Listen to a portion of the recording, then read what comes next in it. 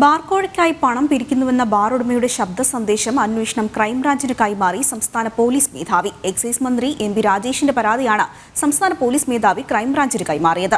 പണപ്പിരിവ് ആരോപണത്തിന് പിന്നിലെ ഗൂഢാലോചന അന്വേഷിക്കണമെന്ന് പരാതിയിൽ ആവശ്യം.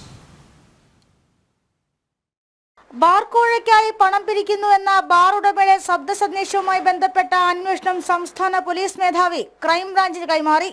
എക്സൈസ് മന്ത്രി എം പി രാജേഷ് നൽകിയ പരാതിയാണ് സംസ്ഥാന പോലീസ് മേധാവി ക്രൈംബ്രാഞ്ചിന് കൈമാറിയത്. പണപ്പിരിവ് ആരോപണത്തിന് പിന്നാലെ ഗൂഢാലോചനയും അന്വേഷിക്കണമെന്നാണ് പരാതിയിലെ പ്രധാന ആവശ്യം. അന്വേഷണ രീതി എങ്ങനെ വേണമെന്ന് ക്രൈംബ്രാഞ്ച് DGPക്ക് തീരുമാനമെടുക്കാം. പ്രധാനമായും ശബ്ദ സന്ദേശം കേന്ദ്രീകരിച്ചുള്ള അന്വേഷണമായിരിക്കും ആദ്യഘട്ടത്തിൽ നടക്കുക. ബാർക്കോഴ ആവശ്യപ്പെട്ടുകൊണ്ടുള്ള ശബ്ദ സന്ദേശം മനഃപൂർവ്വം കെട്ടിച്ചമച്ചതെന്നാണ് വകുപ്പ് മന്ത്രിയുടെ തന്നെ ആരോപണം.